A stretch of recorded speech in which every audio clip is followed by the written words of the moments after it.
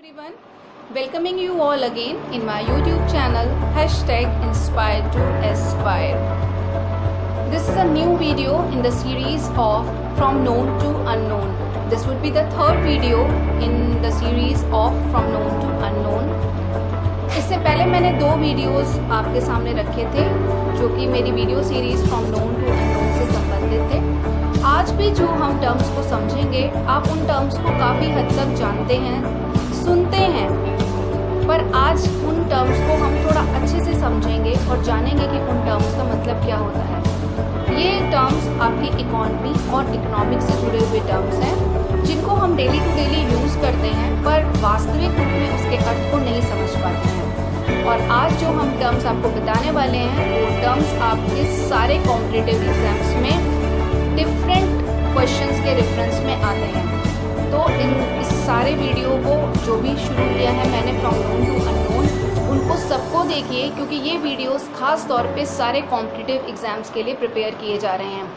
तो इस वीडियो में अंत तक मेरे साथ बने। उम्मीद है कि मेरी ये नई video series from known to unknown आपको पसंद आ रही होगी क्योंकि मुझे कुछ पॉजिटिव फीडबैक्स भी मिल रहे हैं। पर डियर स्टूडेंट्स, जिनको ये वीडियो सीरीज़ नहीं पसंद आ रही है तो वो अपने फीडबैक हमें दे सकते हैं ताकि हम उसमें कुछ और इम्प्रूवमेंट कर सकें और आपकी डिमांड और चॉइसेस को इंक्लूड कर सकें। सो अभी तक अगर आपने मेरे चैनल को सब्सक्राइब नहीं किया है तो आप प्लीज़ मेरे चैनल को सब्सक्राइब कीजिए, बिकॉज इट्स अ मोटिवेशन। आपका जो लाइकिंग होती है या फिर आपका सब्सक्रिप्शन होता है हमारे चैनल के लिए, वो हमारे लिए एक मोटिवेशन का काम करते हैं।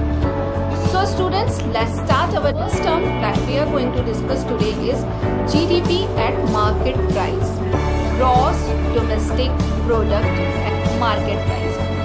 ये बात आप सभी लोग नोट कर लीजिएगा कि GDP, GNP या नेशनल इनकम की कैलकुलेशन में हम हमेशा फाइनल गुड्स और सर्विसेज के प्रोडक्शन को लेते हैं। तो जब हमें GDP के बारे में जानना है या GDP कैलकुलेट करनी है तो हमें सारी फाइनल गुड्स और सर्विसेज को इंक्लूड करना होगा।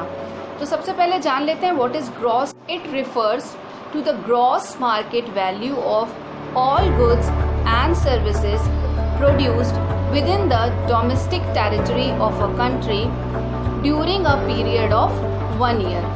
GDP means gross market value of final goods and services. D, within the domestic territory. P, period of 1 year. GDP का फुल फॉर्म तो ग्रॉस डोमेस्टिक प्रोडक्ट होता है, पर इसकी डेफिनेशन को याद करने के लिए आप इसको इस तरह से याद कर सकते हैं कि G फॉर ग्रॉस यानी gross market value of goods and services, D domestic means domestic territory, with in the domestic territory, and P period of 1 year. अब हम आते हैं मार्केट प्राइस। मार्केट प्राइस क्या होता है? हमारे पास 4 फैक्टर ऑफ प्रोडक्शन होते हैं: land, labour, capital and enterprise. जब ये फैक्टर्स जो फैक्टर ऑफ प्रोडक्शन है, जब आप अपनी सर्विसेज देते हैं तो इनको फैक्टर इनकम मिलती है।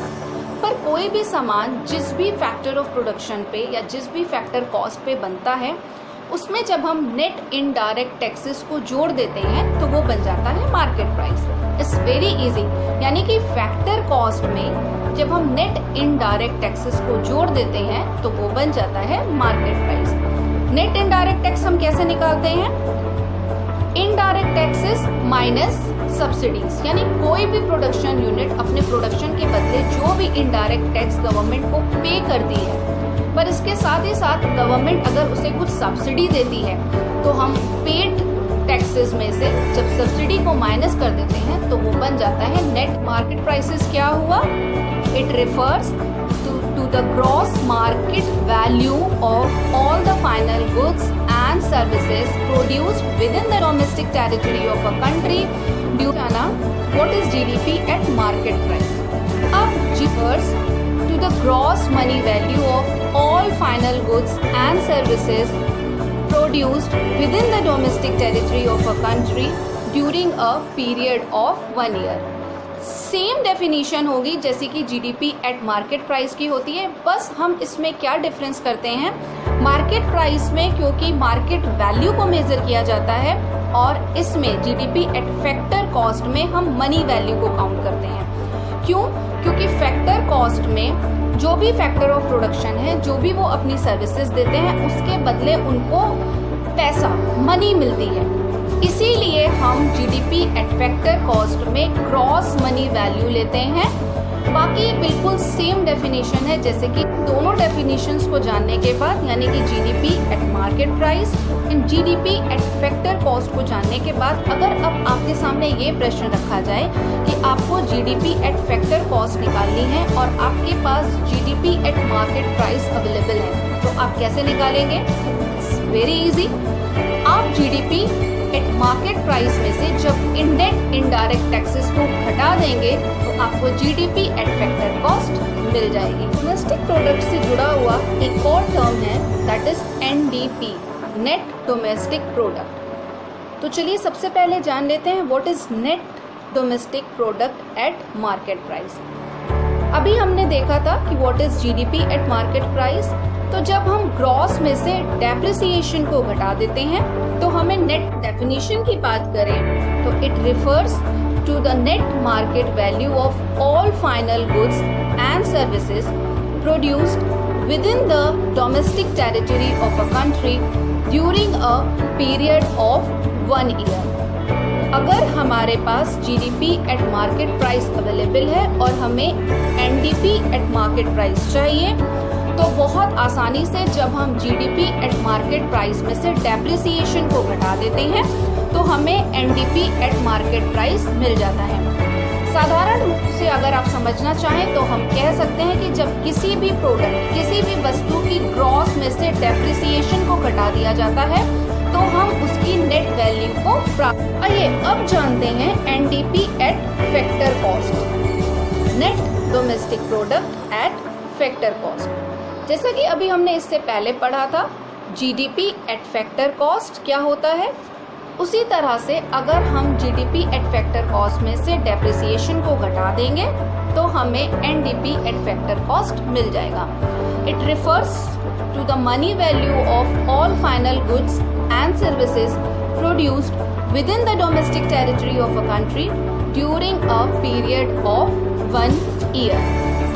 अब अगर हमारे पास जीडीपी एट फैक्टर कॉस्ट है और हमें एनडीपी एट फैक्टर कॉस्ट पाना है या हमें उसकी वैल्यू को प्राप्त करना है तो हम क्या करेंगे?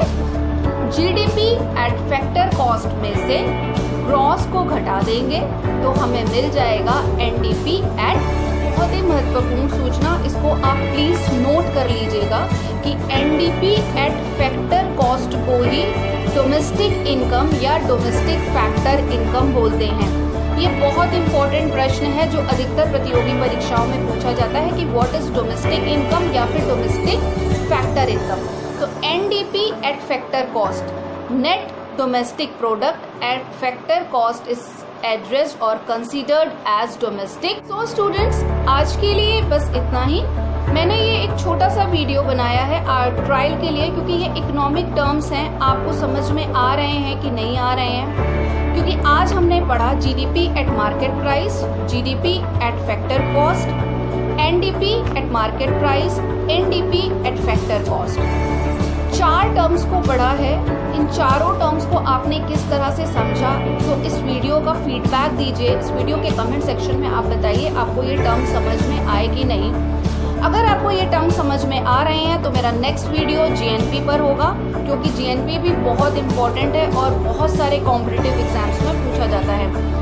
अगर आपको ये वीडियो अच्छे लग रहे हैं तो इस वीडियो को लाइक कीजिए, शेयर कीजिए और फीडबैक भी दीजिए ताकि मैं इस तरह के और वीडियोस आपके लिए बना सकूं। सो डियर स्टूडेंट्स, अगर आपको वीडियोस पसंद आ रहे हैं तो उसे लाइक कीजिए, शेयर कीजिए और अगर अभी तक आपने मेरे चैनल को सब्सक्राइब नहीं किया है तो #inspire2aspire को सब्सक्राइब भी कर दीजिए। सो आज के लिए बस इतना ही। Thank you so much for listening me patiently and best of luck.